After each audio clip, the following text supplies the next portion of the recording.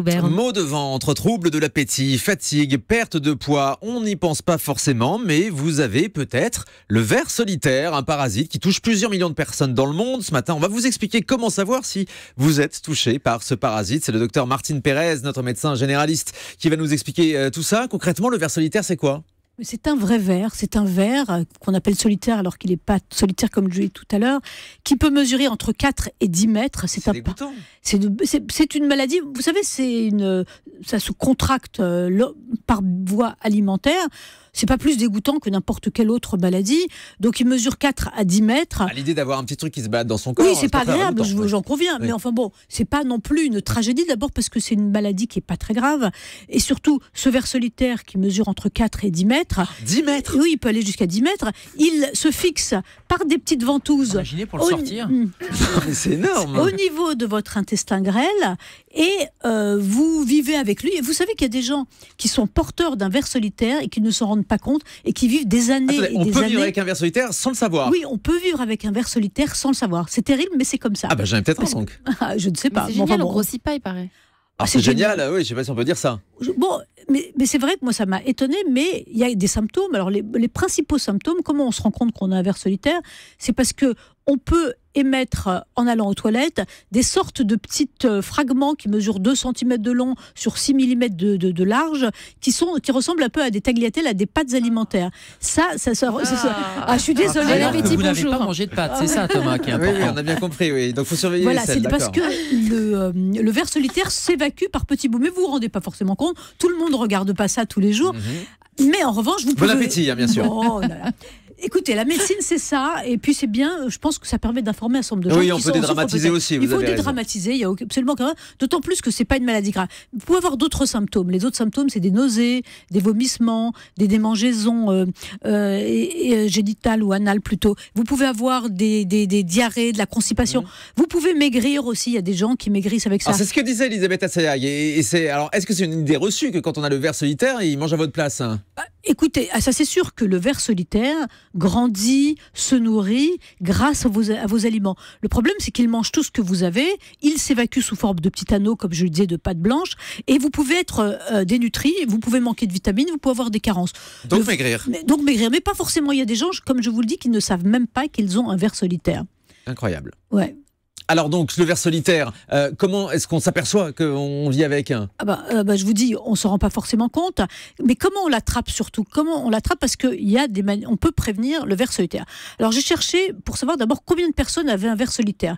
Les chiffres sont très fantaisistes parce qu'il n'y a pas d'études systématiques. Ah oui. J'ai vu que ça allait de 500 000 à 65 000 cas. Et en fait, en France, hein. Je parlais de plusieurs millions de personnes dans le monde.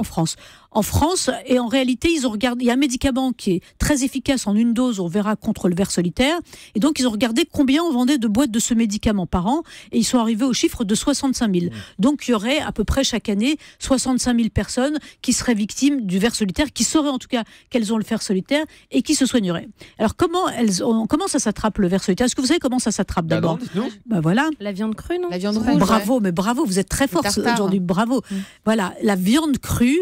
Le ver solitaire vit dans les muscles des bovins, parce que le Taenia sagittana, voilà, exactement. C'est le Taenia, c'est ça ? Oui, c'est le Taenia, voilà, c'est la même chose, le ver solitaire scientifique. Et le Taenia. Il y en a 2 en Europe. Il y a le ver qui siège dans dont les larves vivent dans le muscle du bœuf, et il y a l'autre, le Taenia solium, mais il n'y en a plus en Europe. Et donc, quand on mange la viande crue, on peut attraper ça ? Voilà, mais il y a des parades. Par exemple, si vous êtes un grand amateur de viande crue et que vous voulez éviter le ver solitaire, c'est bon le tartare, ouais. Voilà, eh bien, vous mettez votre viande au congélateur pendant au moins 15 jours.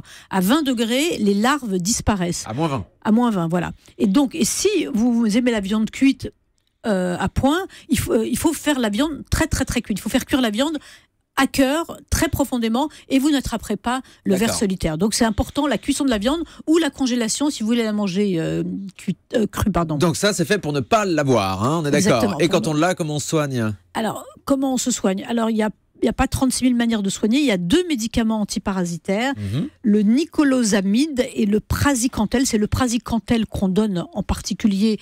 J'adore les noms de médicaments. Voilà, c'est toujours des noms improbables. Hein.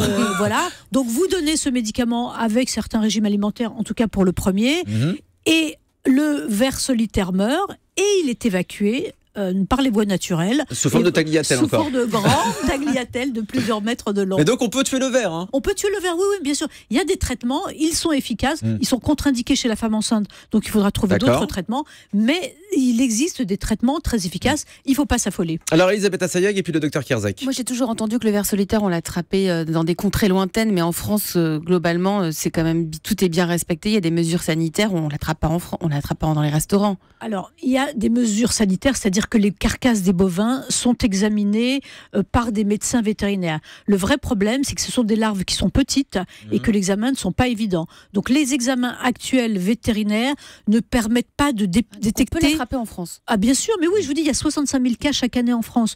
Mais donc il y a des examens vétérinaires, mais ils ne sont pas suffisants pour dépister toutes les larves. En revanche, l'homme, il n'y a pas de transmission d'homme à homme. Hein. Docteur Kierzek. Il y a une variété qui a disparu d'Europe, c'est le Ténia solium qui est généralement absent, mais il est cosmopolite, on le trouve partout sur la planète.